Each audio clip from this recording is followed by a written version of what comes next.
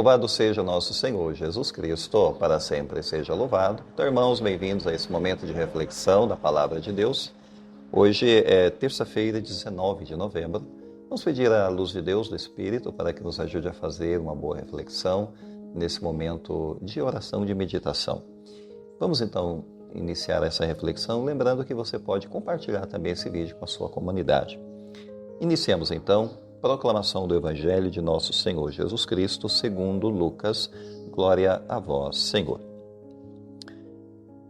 Naquele tempo, Jesus tinha entrado em Jericó e estava atravessando a cidade. Havia ali um homem chamado Zaqueu, que era chefe dos cobradores de impostos e muito rico. Zaqueu procurava ver quem era Jesus, mas não conseguia por causa da multidão, pois era muito baixo. Ele correu à frente e subiu numa figueira para ver Jesus, que devia passar por ali. Quando Jesus chegou ao lugar, olhou para cima e disse: Zaqueu, desce depressa, hoje eu devo ficar na tua casa. Ele desceu depressa e recebeu Jesus com alegria. Ao ver isso, todos começaram a murmurar, dizendo: ele foi hospedar-se na casa de um pecador. Zaqueu ficou de pé e disse ao Senhor: Senhor, eu te dou a metade dos meus bens aos pobres, e se defraudei alguém, vou devolver 4 vezes mais. Jesus lhe disse: hoje a salvação entrou nessa casa, porque também este homem é um filho de Abraão. Com efeito, o Filho do Homem veio procurar e salvar o que estava perdido. Palavra da salvação, glória a vós, Senhor. Bem, caros irmãos, hoje essa bela passagem de Zaqueu, o encontro de Zaqueu com Jesus e a salvação que entra na vida de Zaqueu. Então é uma história que nos convida a refletir sobre a natureza da fé, a natureza da salvação, do amor de Deus. Zaqueu, ele é um homem que tem um anseio profundo em sua vida. Ele sabe da existência de Jesus e quer conhecê-lo, porque ele consegue intuir que esse homem pode mudar a vida dele. Então ele tem uma sede de ver quem era esse homem. Ele era um homem rico, de prestígio, posição social, porque era um cobrador de impostos. Normalmente eles eram ricos mesmo, trabalhavam no Império Romano. Então ele está à procura de Cristo, mas ele é baixinho, tem uma estatura muito pequena. E ele, no meio daquela multidão, não vai conseguir sequer enxergar Jesus. Então ele subiu numa figueira, né? A sua baixeza, a sua pequeneza é uma imagem para nós da nossa pequeneza também, não é só ele. Na verdade, diante de Cristo, da grandeza de Cristo, nós somos pequenos. Cristo é grande, Cristo é maravilhoso, Cristo é cheio de graça. Nós somos pobres, pequenos, e devemos reconhecer isso na nossa humildade. Então ele subiu na figueira, demonstrando o desejo de aproximar de Deus. E aqui nós temos então, de fato, um encontro transformador na vida de Zaqueu. Jesus o chama pelo nome. Isso revela o amor individualizado de Deus pelas pessoas. Deus conhece as pessoas pelo nome. É bom a gente compreender isso. Deus conhece o nosso nome. Deus sabe quem nós somos. Deus conhece a nossa história, nossas lutas. Deus conhece a nossa jornada, a nossa caminhada. Deus conhece nossos altos e baixos. Zaqueu encontra com Jesus assim, é como um amigo encontrando outro amigo. Jesus o conhece profundamente. Jesus sabe a história das pessoas. Só de olhar para as pessoas, ele lê as pessoas. Então, ele tem um vislumbre da vida interna, do interior, da alma das pessoas. Então, ele sabe tudo sobre as pessoas, porque ele é o Filho de Deus. Então, Zaqueu oferece a sua hospitalidade, abrindo as portas para Jesus de uma maneira alegre, de uma maneira grata, porque Jesus aceitou ir à casa dele. Até Jesus se convidou para ir, e ele ficou cheio de alegria, porque quem poderia imaginar que naquele momento, Jesus escolheu um pecador, uma casa de um pecador para se hospedar, para visitar.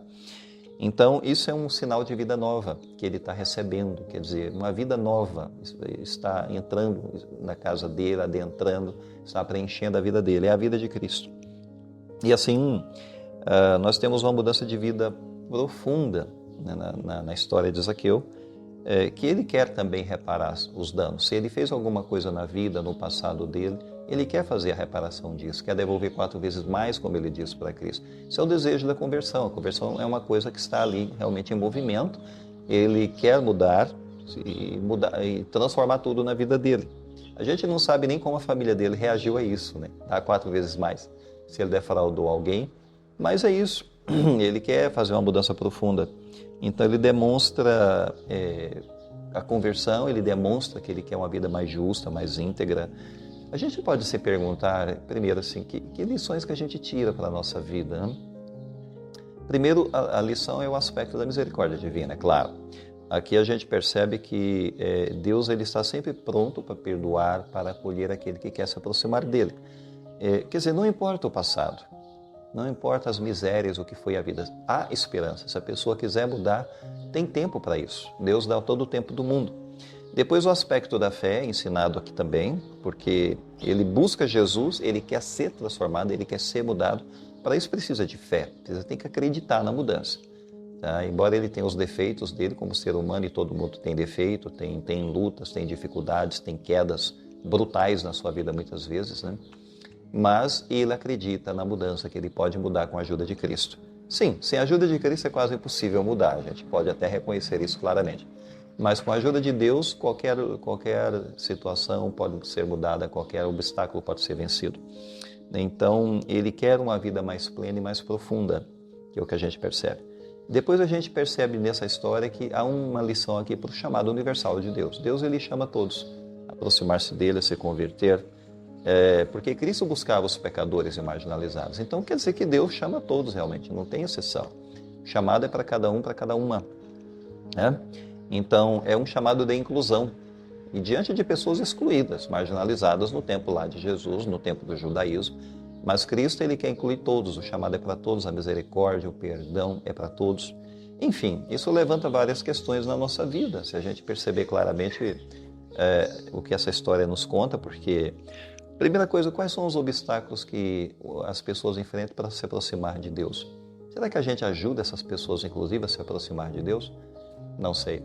Há tantas pessoas que, ao invés de ajudar a chegar a Cristo, elas afastam as pessoas da igreja. Pelo seu mau comportamento, mau testemunho, afastam as pessoas de Cristo. Quem está perto de Cristo tem que ajudar outros que estão longe a chegar a Cristo.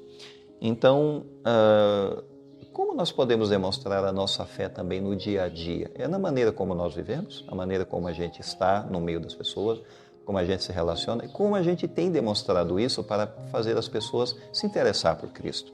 Será que a gente consegue fazer isso? E também, como é que a gente pode ser um instrumento de transformação na vida dos outros? Será que a gente é um instrumento ou será que a gente é um obstáculo? Isso é uma boa pergunta.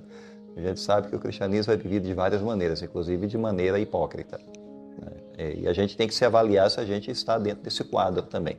Pensemos nisso, vamos pedir a luz de Deus, a bênção de Deus para a nossa vida e agora vamos fazer a bênção final. Não esqueça de dar um like e de compartilhar esse vídeo. O Senhor esteja convosco, que Ele está no meio de nós. Abençoe-vos Deus Todo-Poderoso, Ele que é Pai, Filho e Espírito Santo. Amém. Fiquemos em paz, irmãos, o Senhor nos acompanhe.